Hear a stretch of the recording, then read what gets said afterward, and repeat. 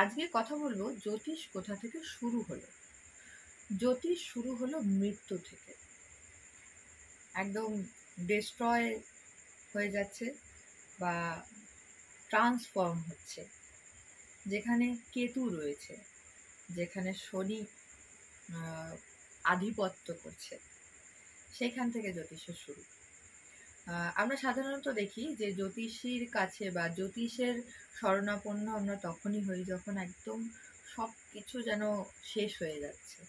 সেই জায়গায় জ্যোতিষ হলো সবটাই 8th হাউস এনার্জি, অষ্টম ঘরের যে এনার্জি, যার আগে অনেকটা চাঞ্চল্য হয়ে গেছে এবং পরের খানিকটা সাধনা এবং খানিকটা রিয়েলাইজেশন বাকি আছে। সেই জায়গা থেকে শুরু হয় জ্যোতিষ।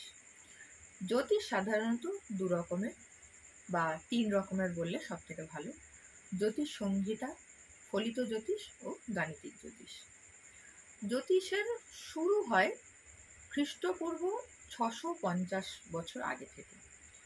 মোস্ট প্রবাবলি ভারতে এর উদ্ভাসিত বা একদম বেসিক যে জায়গাটা সেখানে সেটা শুরু হয়। এটা নিয়ে অনেক আর্গুমেন্ট আছে, অনেক জ্যোতিষবিদরা এক এক রকম বলছেন। এক একজন আবিষ্কারক যারা তথ্যসূত্রগুলোকে রিরাইট করে বা ঠিক করে বলছেন, তাদের জন্য অন্য রকমের থিওরি আছে। তবে জানা যাচ্ছে ঋগ্বেদে এর উল্লেখ প্রথম পাওয়া যাচ্ছে। তারপর সেটি আস্তে আস্তে প্রকাশিত হচ্ছে, উদ্ভাসিত হচ্ছে, নতুন নতুন তথ্য সেখানে অ্যাড হচ্ছে এবং অঙ্কের ব্যাপারে বেশ কিছুটা অবদান ভারতবর্ষের বেশি। তো এইভাবে একটা শাস্ত্র যেটা একদম বৈদিক যুগে স্টার্ট হলো এবং পৌরাণিক যুগে তার বিকাশ সুন্দরভাবে হলো। এখানে একটা জিনিস বুঝতে হবে যে it is all about transformation. 8th হাউসের ব্যাপারটা সবাই মনে করে যে মরে যাওয়া। সব সময় মানুষ মরে যায় না, তাকে ট্রান্সফর্ম করতে সাহায্য করে এই 8th হাউস এনার্জি বা কেতু এনার্জি বা শনির দশা, যেটা আমরা বলি যে শনির দশা এলে মানুষ অনেক রকমের প্রবলেম ফেস করে। সে অ্যাকচুয়ালি অন্য রকমভাবে ইভলভ হচ্ছে বা ট্রান্সফর্ম হচ্ছে। এটা তার 8th হাউস এনার্জি। বা প্লুটোকেও অনেক সময় অ্যাস্ট্রোলজিক্যালি যদি যে ঘরে বা আপনার যদি পড়াশুনোর ঘরে 5th হাউস বেসিক্যালি বা 4th হাউস, 4th হাউসে সাধারণত হয় না, 5th হাউসে হয়। তো 5th হাউসে যদি প্লুটো থাকে তাহলে সাধারণত বলা হয় যে আপনি অ্যাস্ট্রোলজিতে একটা ভালো জ্ঞান অর্জন করবেন বা আপনার হায়ার স্টাডিজে অ্যাস্ট্রোলজি একটা পার্ট হবে। বেসিক্যালি মানুষের অ্যাস্ট্রোলজি পড়াশুনো করা উচিত তার নিজস্ব জার্নিটা জানার জন্য। কারণ অ্যাস্ট্রোলজি এমন একটা জায়গা যেখানে আমরা বুঝতে পারি যে আমরা কতটা নিয়ে এসেছি এবং কোন জায়গায় আমাদের সব থেকে বেশি কাজ করা দরকার, আমাদের পোটেনশিয়াল কি, অ্যাকচুয়ালি আমাদের কি কি করা উচিত এবং কি কি করা উচিত না। এবার যেটা আমাদের মনের ইচ্ছা সেই অনুযায়ী দেখলে বোঝা যাবে যে কখনো আমরা ঠিক করছি, কখনো আমরা ভুল করছি। ইনটিউশনের কথা যখন আমরা ভাবি তখন কিন্তু আমাদের যেটা কেতু এনার্জি যখন ইনহ্যান্স হচ্ছে তখন কিন্তু মনের ব্যাপারটা অনেকটা কম হচ্ছে। সেক্ষেত্রে কিন্তু আমাদের ব্যাপারটা অনেক বেশি অ্যাপ্রোপ্রিয়েট হয়ে যাচ্ছে। দেখা যাচ্ছে যে যেটা আমরা ভাবছি বা যেটা আমরা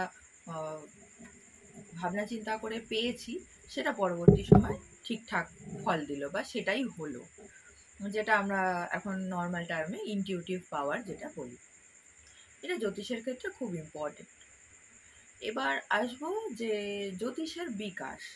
জ্যোতিষের বিকাশ হয়েছে কিন্তু একদম পৌরাণিক যুগে বেশি। বৈদিক যুগে শুরু হয়েছে, তখন থেকে আস্তে আস্তে জিনিসগুলো ইভলভ হতে শুরু করেছে, কিন্তু রামায়ণ মহাভারতের যুগে এটি একদম ফ্লারিশ করে বা একদম সম্পূর্ণভাবে বিকশিত হয়। জ্যোতিষশাস্ত্র 18 জন ঋষি দ্বারা প্রবর্তিত। তারা হলেন সূর্য, ব্রহ্মা, আমরা যাকে দেবতা বলে জানি, তারা উপনিষদীয় সময় বা বেদের সময় তারা এই জিনিসটাকে স্টার্ট করেন এবং পরবর্তী সময় ব্যাসদেব, বশিষ্ঠ, অত্রি, পরাশর, কাশ্যপ, নারদ, গর্গ, মরীচি, মনু, অঙ্গিরা, লোমশ, পৌলিশ, ভৃগু, জবন, বৃহস্পতি ও সৌনক, এই 18 জন হলেন জ্যোতিষশাস্ত্রের প্রবর্তক। এনারা হলেন মন্ত্রদ্রষ্টা। এনারা জ্যোতিষের যাবতীয় যে শ্লোকগুলো বা যে একদম ফিক্সড যে পলিসিসগুলো বা সূত্রগুলো, সেগুলো এনারা ক্রিয়েট করেছেন। এবার আসবো জ্যোতিষ সংহিতা। জ্যোতিষ সংহিতায় জাতক জাতিকার কথা বিশেষভাবে নেই। এখানে শুধুমাত্র গ্রহ, তার বৈশিষ্ট্য, তার দৃষ্টি, তার ফলাফল, শুভাশুভ যে এফেক্টগুলো পড়ে মানুষের জীবনের উপরে, সেই নিয়ে কথা বলা হয়েছে। এবং নৈসর্গিক শুভ যে গ্রহ এবং অশুভ যে গ্রহ, সেই সব নিয়ে বেসিক্যালি আলোচনা করা হয়েছে। গাণিতিক জ্যোতিষ হলো যে গতিশীল গ্রহরা রয়েছে তাদের অ্যাক্সেস বা তাদের গতিপথ গণনা করা এবং জিনিসগুলো কত স্পিডে যাচ্ছে, কে কত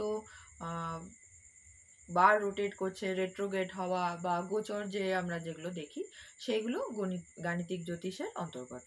গাণিতিক জ্যোতিষ হলো গ্রহদের স্থান নির্ণয় করা, তাদের গতি নির্ণয় করা, ফলাফল কি হবে, এই সব নিয়ে বেসিক্যালি যে ম্যাথসের যে পার্টটা। এবার ম্যাথসের পার্ট কিন্তু প্রত্যেকটা অ্যাস্ট্রোলজি ডিপার্টমেন্টেই থাকে। যেমন আমরা শুধুমাত্র যোগ জ্যোতিষেই খুব একটা অঙ্কের জায়গা পাচ্ছি না, কিন্তু লগ্ন নির্ণয় বা বার নির্ণয়, স্ফুট নির্ণয়, এগুলো একদম স্বরবর্গের ব্যাপারগুলো, এগুলো সবই কিন্তু অঙ্ক। এবার আসবো ফলিত জ্যোতিষ। ফলিত জ্যোতিষের ব্যাপারটা হলো যে গ্রহগণের বৈশিষ্ট্য এবং তার কারকতা জেনে জাতকের জীবনের ওপরে তার কি ফলাফল হবে সেটি নির্ণয় করা। ফিক্সড কিছু সূত্র আছে, সেই সূত্র অনুযায়ী নির্ণয় করা হয় এই গ্রহ এই অবস্থানে আছে, তাহলে তার কি ফলাফল হবে জাতকের জীবনের উপর। জ্যোতিষ সংহিতা সম্পর্কে একটা স্পেসিফিক বলার বিষয় আছে, যে আমরা যে মান্ডেন অ্যাস্ট্রোলজি পড়ি, সেটির বেশ কিছু অংশ এই জ্যোতিষ সংহিতার মধ্যে পড়ে, বা প্রায় বলতে গেলে সম্পূর্ণটাই জ্যোতিষ সংহিতার অন্তর্গত বিষয়টি। এখানে রাষ্ট্র বিপ্লব, ভূমিকম্প, বৃষ্টি, বর্ষ গণনা, এই সবগুলো জ্যোতিষ সংহিতার অন্তর্গত। এবার আসবো জ্যোতিষের একদম বেসিক বা প্র্যাকটিক্যাল দিক। আগের সময় কি ছিল, কোনো এক জ্যোতিষীর কাছে গিয়ে বা দৈবজ্ঞের কাছে গিয়ে আপনাকে জানাতে হতো যে আপনার রাশি লগ্ন কি। এবং এক্ষেত্রে দেখা যেত যে পারিবারিক একজন জ্যোতিষী আছেন, যিনি আপনার বংশ পরম্পরায় প্রত্যেক পরিবারের যারা সদস্য আছেন তাদের জ্যোতিষের গাইডেন্স দিয়ে থাকেন, তার কাছেই আপনি যাচ্ছেন, গিয়ে আপনার ছক অ্যানালাইসিস করিয়ে আসছেন। তিনি 2-3 দিন সময় নিতেন বা একটু দীর্ঘ সময় নিতেন, কারণ সব কিছু প্র্যাকটিক্যালি অঙ্ক করে সেই জিনিসগুলোকে বার করে তবে অ্যানালাইসিস করে এবং তার সাধনালব্ধ যে পথ তার জানা আছে সেই অনুযায়ীও তিনি গাইড করতেন। এখন কি হয়েছে যে আমরা কোনো একটা ছক বা ডিটেলস সফটওয়্যারে ফেলতে পারি।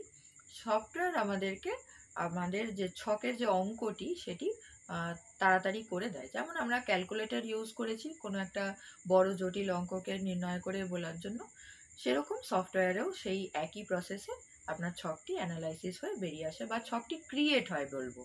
ছকটি অ্যানালাইসিস সেইভাবে হয় না।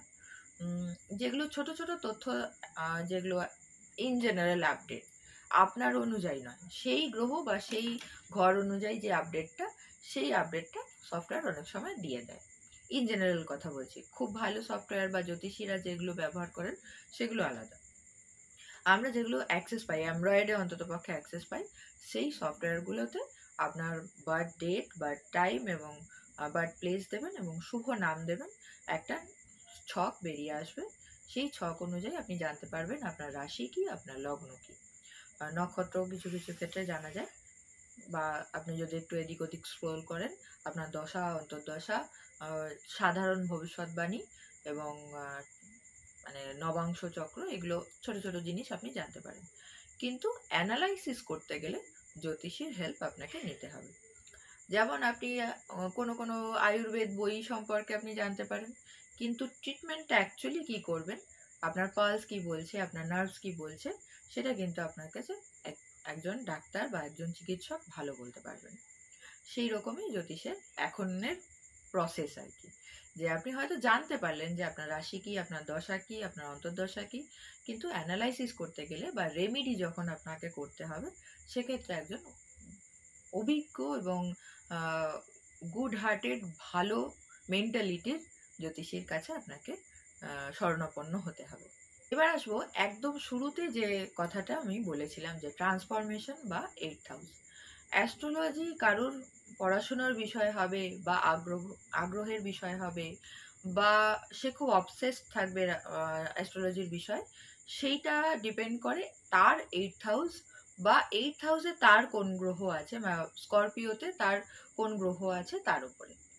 যদি এমনটা হয় যে তার পড়াশুনোর ঘরটি 8th হাউস বা 5th হাউস তার স্করপিও, সেক্ষেত্রে সে অ্যাস্ট্রোলজি সম্পর্কে তার ভালো জ্ঞান থাকবে। বা যদি কোনো বৃশ্চিক রাশির মানুষ হন, সে মহিলাও হতে পারেন বা পুরুষও হতে পারেন, তার একটা সাধারণ নলেজ অ্যাস্ট্রোলজির প্রতি থাকবে। সে কিউরিয়াসিটি তাকে এগিয়ে নিয়ে যাবে। সে যদি পড়াশুনো বা কলেজে গিয়ে না পড়াশুনো করে, তাতেও তার জ্যোতিষ সম্পর্কে একটা ভালো জ্ঞান থাকবে। আবার প্লুটো যদি সেখানে থাকে, সেটা তো আরোই ভালো ব্যাপার, কারণ স্করপিওর যে প্ল্যানেট সেটি হলো আধুনিকভাবে প্লুটো এবং বৈদিক অ্যাস্ট্রোলজি ওয়াইজ মঙ্গল। দুটোর ক্ষেত্রেই খুব গুড প্লেসমেন্ট এটা।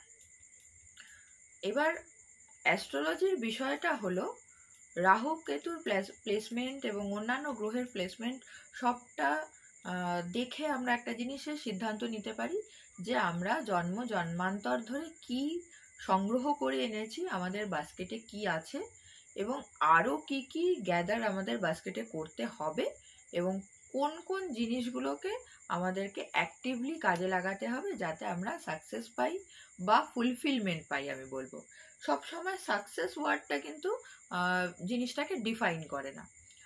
একটা জিনিস আছে যে আমি জীবনে শান্তি চাইছি, সমৃদ্ধি চাইছি, আর আমি জীবনে উন্নতি চাইছি। দুটোর মধ্যে অনেক ডিফারেন্স। এই জিনিসগুলোকে বুঝতে হবে। জ্যোতিষ কিন্তু সম্পূর্ণটা এই ব্যাপারেই, যে আপনি কোথা থেকে এসেছেন এবং কোথায় আপনার যাওয়া ডেস্টিনি, এবং কতটা কাজ আপনি করবেন, কতটা কার্মিক বার্ডেন আপনি নিয়ে এসেছেন, এবং কতটা ছেড়ে দেওয়া আপনি শিখবেন এই জীবনে, কতটা পরমপদ প্রাপ্তি আপনার হবে। তো আজকে জ্যোতিষ সম্পর্কে এই আলোচনাটা করলাম। আপনারা অবশ্যই জানাবেন যে কেমন লাগলো এই জ্যোতিষ আলোচনা। জ্যোতিষ কোথা থেকে এলো, কিভাবে এলো, কি কি তার পর্যায়ে এলো, এবং কারা কারা এই জ্যোতিষ বিষয়টি প্রবর্তন করলেন, এই নিয়ে আলোচনা করলাম। নেক্সট আমি আলোচনা করব প্রত্যেকটি রাশি নিয়ে। প্রত্যেকটি রাশি এবং তার পুরুষের কি ডেফিনেশন থাকছে, মহিলাদের কি ডেফিনেশন থাকছে, এবং বাচ্চা যদি হয় সেই রাশি, তবে তাকে কি গাইডেন্স দেওয়া যাচ্ছে। যদি এই ভিডিওটি ইনফরমেটিভ লাগে অবশ্যই শেয়ার করবেন, কমেন্ট করে জানাবেন আপনাদের মতামত, আর এই চ্যানেলে যদি নতুন হন তাহলে অবশ্যই সাবস্ক্রাইব করবেন। জয় গুরু, জয় মা।